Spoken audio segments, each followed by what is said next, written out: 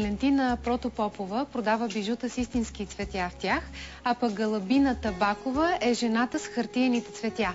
Тя може да измайстори букет по всякакъв повод, само с ножица и цветни листове хартия.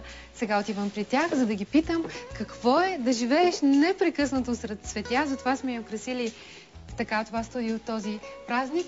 Най-напред да ми кажете, Валентина, някои от легендите за цветята, които вие знаете, а ние не споменахме в това видео. Примерно за незабравката е много интересно. За рицар и неговата дама, които са разхождали по една река и така, когато минавали по нея, рицар е видял чудно красиви сини цветенца, навел се да ги набере, но тежестта на неговите доспехи паднал в реката, тръгнал да се дави, хвърлил букетчето към своята любима и казал: не ме забравя, и оттам дошло името на незабравките. Или четирилистните детелини, които са с 4 листа. Едно за вяра, едно за надежда, едно за любов и четвъртото, което е за късмет.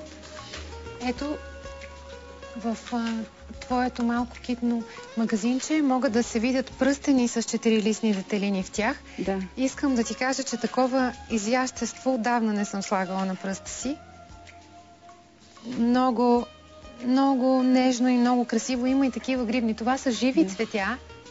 Бижута са живи цветя в тях. Да, напълно истински. Вие ли ги правите или ги внасяте? Не, внос от Англия, но всичко е ръчна изработка. Всички цветя гледат се едно по едно, така, берат се, след което се слагат в предварително подготвения сребърен обков. И след което преди това се дехидратират по специална технология. Да, това щях да те питам, как така успяват, не знам дали камерата може да види тези маргаритки, но как успяват да се запазят толкова дълго, колкото е необходимо, колкото би могло да има дължина на живота едно бижу въобще. Ако човек пази своето бижу, то може много дълго време да е с него, дори да го надживее.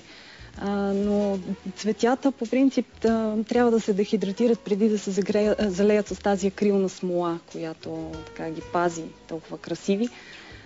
И така, по този начин те намаляват многократно обема си, за това и се изглежда толкова мънички. Така ли? Сега обаче, в ръцете си държа една от розите на Галабина. Божурите. Така ли? На мен ми се стори синя роза. Това са цветя от хартия. Как ти хрумна? Това ли е твоят живот, да правиш цветя, но не от природата да ги късаш, а да си ги правиш? Аз лично видях, запалих се по хартиените цветя, след като видях декорация на детски рожден ден изцяло с хартиени цветя, най-елементарни за мен да се направят, и след това реших да експериментирам, като направя същите цветя. Получиха се успешно, след което реших, че мога да пробвам да запазя просто едно цвете по-дълго време, след като го направя от хартия. И така започнах да експериментирам с креп хартията, така наречена, която има страшно много възможности, по простата причина, че се разгъва и се разтяга. Така наречената разтегателна хартия, както се оказва, че доста хора я познават. Има жени, които не обичат цветята, нали знаеш? Да. Поръчвали ли са ти букети за такива жени? Т.е. ти да направиш изкуствен букет? Поръчвали са ми букети да направя за жени, които обичат определен тип цветя, искат да ги се хранят по-дълго време. Розите са класическо цвете и те са предпочитани, като тази, например. Да. Благодаря ти.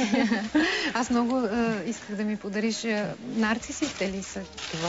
Нарциси, много са красиви. За Великден реших, че е много подходящо. Много вижте, уважаеми зрители. За великденска декорация, за дома или просто за подарък за имен ден, считам, че са много подходящи за подарък. Само, че не ухаят. Да, за момента не ухаят. Аз мисля, че има вариант да ги напарфюмираме. Да, но мисля, че и така са доста ефектни, естествени. И най-важното е, че по-дълго време просто остават да радват окото. Колко дълго време? До момента не съм имала увяхно. Да. Ето тези цветя, уважаеми зрители, никога не увяхват. За цветница търсят ли хората вашите услуги? Да, общо взето, да. Има запитвания, интересуват се повече при мен специално, защото приличат на живи. Какво най-нестандартно нещо като украса са те молили да направиш? Хартиена торта, Хартиена торта. Да. Това пък защо? Ами не знам, имаше някаква изненада за една дама, която трябваше да й се подари нещо специално, да е скрито в хартиена торта, цялата торта да е с бомбони украсена, с цветя, рози, разбира се. И се получи доста добре. Вие предлагате и чадъри, и чанти от цветя. Какво е търсенето? Те не са много ефтини, смисъл. Ами те първо са много красиви, това е на първо място, и второ са много качествени, просто изключително качествени чадъри от тези, които не се чупят при първия вятър. Да. Вятър може да ги обърне, но не се чупи, смисъл, чадъра запазва. Ами защото не са произведени в Китай, аз мисля. Защото веднага погледнах къде е страната на производство и това до някъде обяснява нещата, защо не се чупят. Всъщност не, ще ви поправя. Произведени са в Китай, но са по американска дизайнерска къща, която държи на качеството на продукцията си. И затова Китай може да произведе и качествени, и така и не толкова качествени стоки. Точно си мислих, че има нещо, което все още, което не се произвежда в Китай, обаче не. Бижутата са английски, не са китайски. Кое е бижуто с най-странното цвете в него?